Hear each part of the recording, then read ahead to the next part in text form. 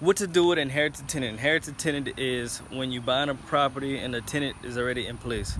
All right. First thing is you need to know what's your exit strategy with that house. What are you gonna do? What's the long term goal with the house? Are you gonna keep it for rent, or are you gonna keep it for maybe 2-3 years and then sell it? What exactly are you gonna do? Are you gonna do the bird method? So that is the first step of knowing what you're gonna do.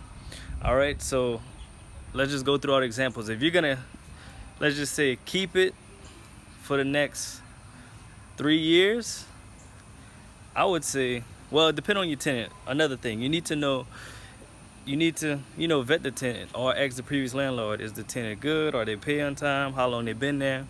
Let's just say the tenant been there let's just say 6 years, and they pay on time every month. They might not pay on the 1st, but they pay on the 10th or the 11th every month, consistently, on time, don't really call you about complaints about the house, stuff like that. And let's just say the rent for the house is $800, but the market rent is like $900, so it's below market value in rent. If you're gonna keep this house long term, like you're gonna keep it in your portfolio, a lot of new landlords would evict the tenant and then put a new tenant with the new market rents, which is $900. But me, well, a lot of the older landlords will just keep the tenant in place, collect that $800, and don't worry about missing that $1,200 at the end of the year, because you have yourself a good long-term tenant. So why risk it by getting a new tenant and then paying for all the stuff for the repairs of the house just to get a new tenant to pay $100 more? Y'all get what I'm saying? So it's not really worth it at the end of the day to lose that $1,200 when you have a great tenant that's been paying on time every month, really don't complain, stuff like that.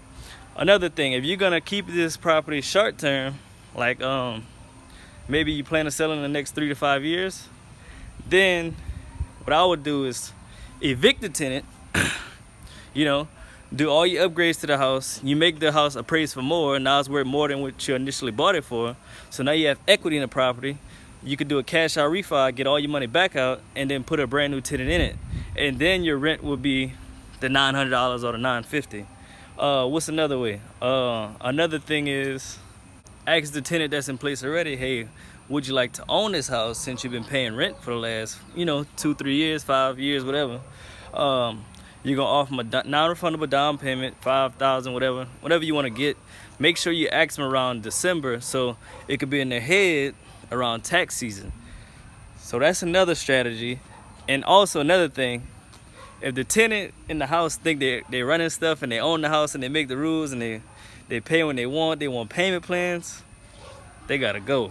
As soon as you buy the house, evict them, fix it up, just get you a brand new tenant. Well, that's pretty much it. So if y'all enjoy this content, make sure y'all share it with somebody. If it was on YouTube, make sure you like, comment, and subscribe. If y'all have more questions, just let me know in the comments or send me a DM. And I'll see you on the next one. Peace.